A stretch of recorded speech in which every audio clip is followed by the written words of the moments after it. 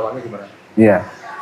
Kalau pagelaran medali spektakuler karnival itu direncanakan memang dimulai jam 14.00 sampai jam 24.00.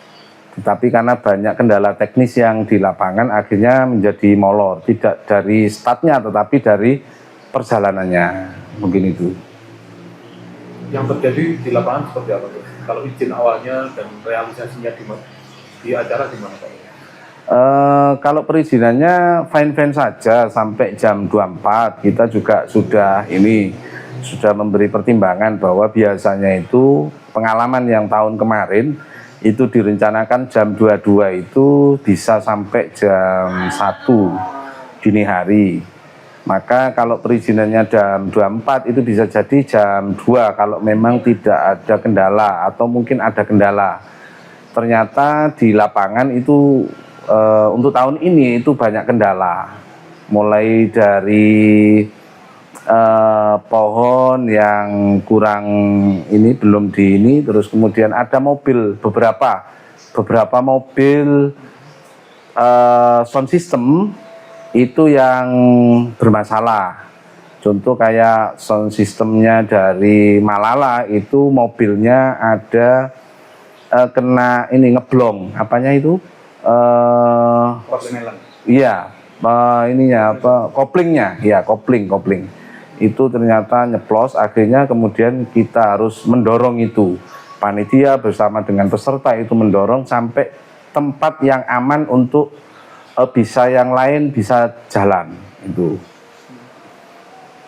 Jumlah total pesertanya berapa? Jumlah pesertanya 32 peserta.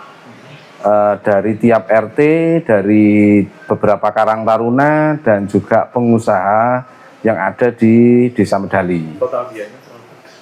Kalau total biayanya itu kalau per peserta ya kurang lebih antara 50 sampai 60 juta. Itu tiap peserta mengeluarkan. Ada yang lebih dari itu, hampir 100 juta. Itu juga ditanggung mereka sendiri, bukan kita mewajibkan, bukan, karena kita ini tiap tahun itu mengadakan karnaval, kirab budaya dan sejarah hampir sama. Itu setiap peserta harus menampilkan budaya dan sejarahnya. Jadi tidak kemudian wajib harus sound system atau sound horeg, tidak. Pak, terkait yang berseliweran di medsos, ada beberapa tempat yang rusak atau gimana, itu sebenarnya gimana Pak Lurah? Itu tidak benar. Jadi kayak di medsos itu kayak rusak parah itu enggak. Kelihatannya seperti itu, padahal itu tidak.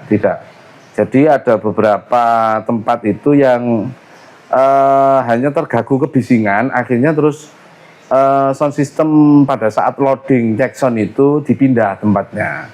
Kalau toh itu ada kendala, itu pas cek sound pasti akan rame.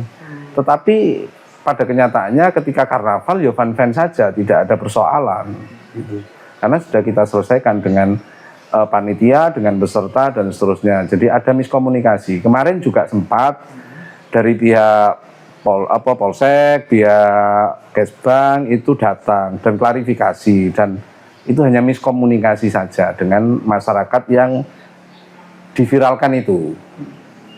Terkait polemik yang terjadi di akhir-akhir ini di pemberitaan maupun di medsos, ada permohonan maaf dari mungkin dari perangkat desa atau gimana Pak?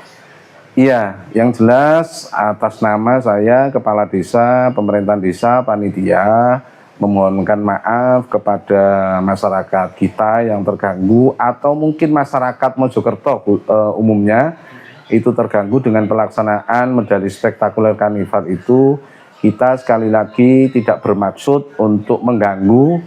Kita ingin memberikan tampilan-tampilan sejarah dan budaya yang terbaik di Mojokerto. Jadi tidak ada kemudian kita mengganggu, tapi karena memang ada teknis-teknis yang tidak bisa kita kita antisipasi. Jadi intinya kita mohon maaf sekali lagi kepada masyarakat Mojokerto bahwa atas nama pemerintahan desa, panitia atau semuanya peserta, mohon maaf yang sebesar-besarnya atas gangguan yang terjadi selama ini. Apakah tahun depan akan dilakukan lagi atau tidak? Karena kita dasarnya musyawarah ya, karena kita dasarnya musyawarah, nanti akan kita musyawarahkan kembali. Kalau musyawarah mufakatnya itu tetap diadakan, tapi kalau karnavalnya pasti tetap akan diadakan. Bedanya adalah nanti itu memakai sound horeg atau tidak, itu yang jelas atas dasar musyawarah mufakat. Stay updated, info terkini masih banyak. Jangan lupa subscribe, like, dan share YouTube official Okezone. Dan selengkapnya ada di okezone.com.